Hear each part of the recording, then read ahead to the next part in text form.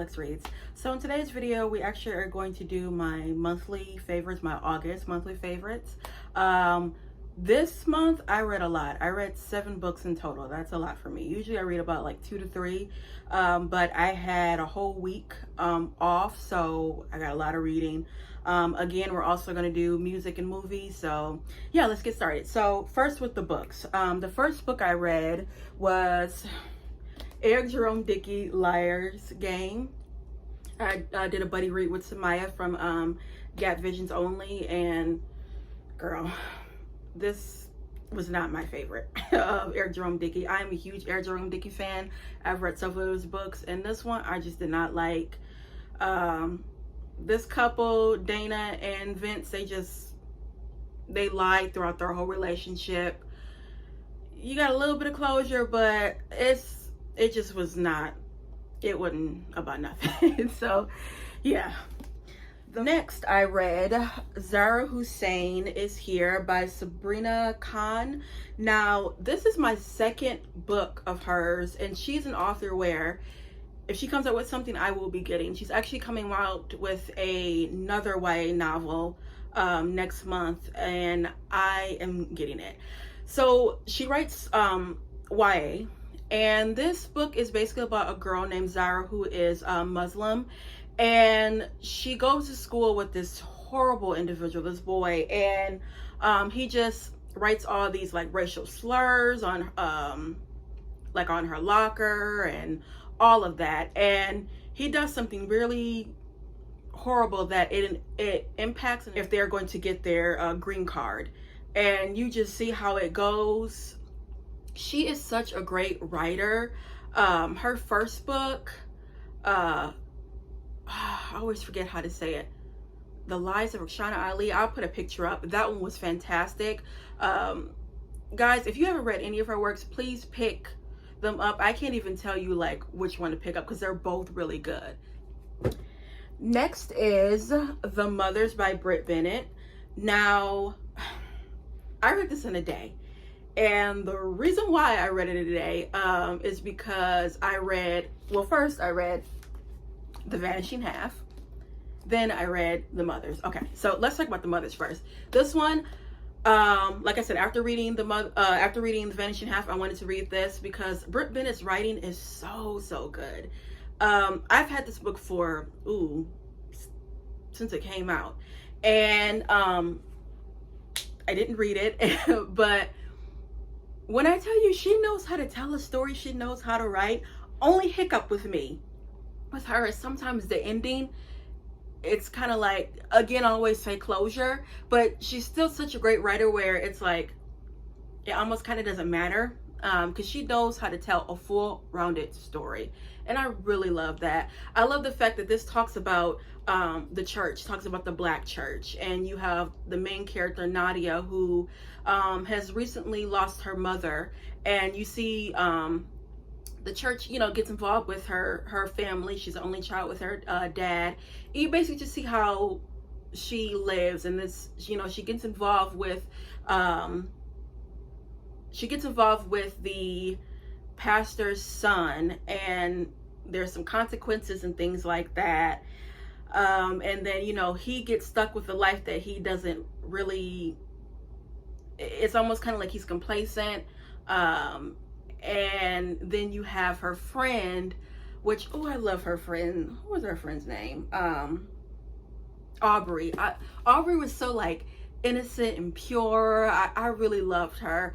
So you just really see how Aubrey, Luke, and Nadia, basically go on with their life. And it was so good. Now,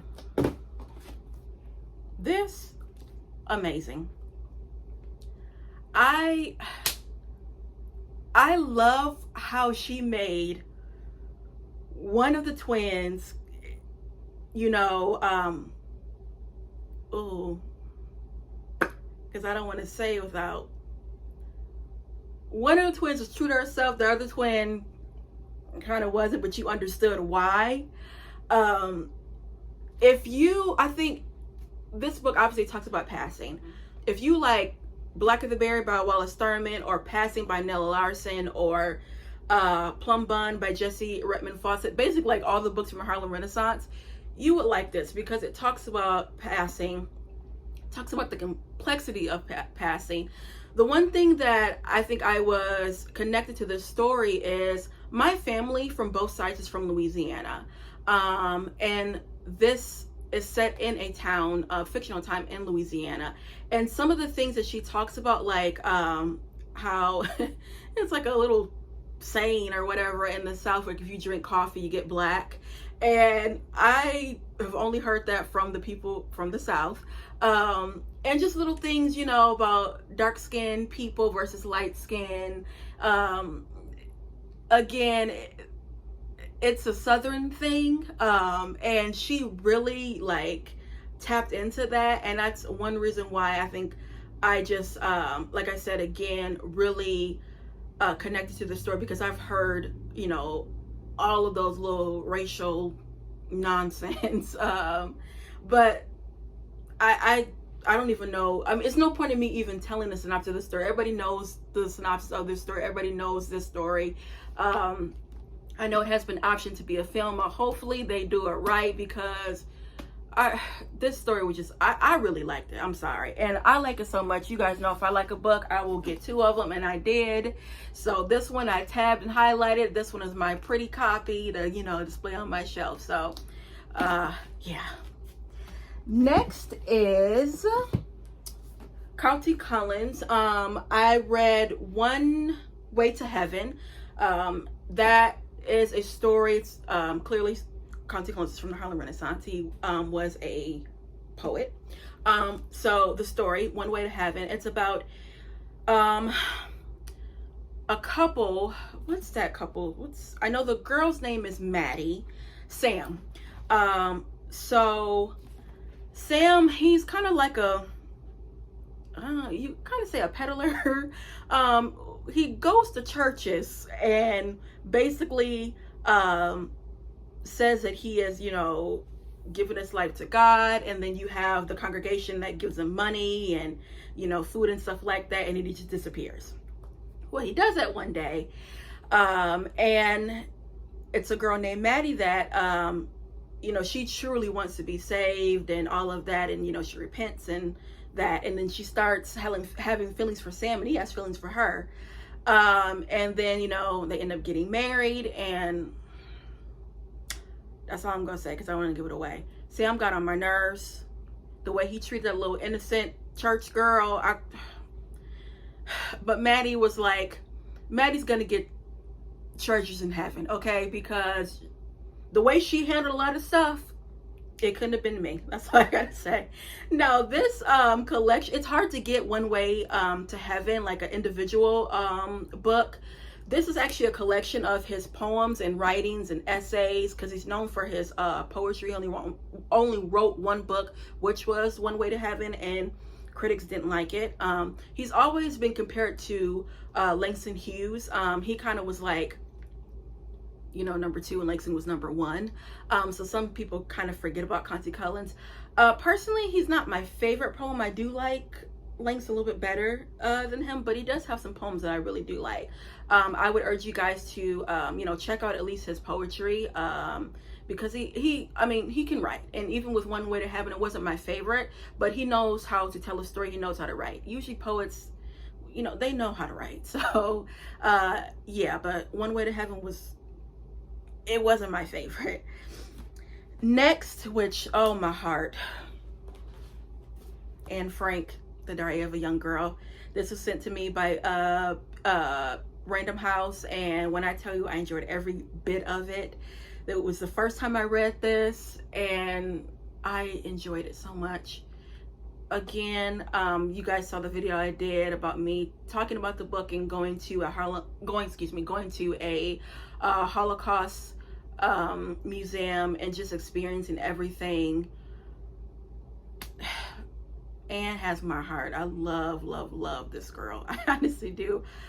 I was able to buy another copy, so I have 3 copies of this book, because this is my copy where, you know, annotated and did everything, wrote in it. So yeah. And then lastly, I read Sankofa by, I'm gonna butcher this name. Is it Chai Bunde on Uzo? Sorry. That's the name. This book is basically about a woman named Anna. Anna is half white, half black. Her dad is actually like a Nigerian dictator, and I don't think she's never met him. Her mom suddenly dies, and she wants to know basically, the black side of her, of her family, and so she does that, and you see, everything that goes on. I like this because she finds a diary of her dad, and it's written obviously like in passages. So you just see how he was as a young man, and you see how he was as an older man. This was really, really good. I love the way it ended. She's a really good author. I think she wrote Welcome to Lagos, and I probably am going to get that because I really did enjoy this book, and this cover is so pretty. So yeah, that was all for the books. Now let's get to the movies. So I watched 3 movies. 2 of them were documentaries. The first documentary I watched was Emily Dickinson, because I told you guys I tried to watch that show Dickinson on Apple TV, and it just was not doing nothing for me. So I saw that there was a documentary. I watched it. Didn't know a lot about Emily Dickinson. I at least want to get one of her collections of poetry because some of them I kind of like. So yeah. Next, I watched another movie about Emily Dickinson. It's called The Quiet Passion. The main star in that was Cynthia Nixon. She's from Sex and the City. She's Miranda.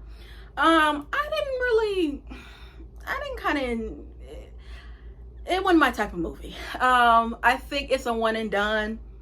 It just wasn't hitting it for me. Again, it talks about her life. She kind of was like a recluse. I kind of think Emily had some little mental issues, because she just like, after her dad died, she stayed basically in the house, didn't go nowhere, didn't travel, didn't go outside of Massachusetts at all.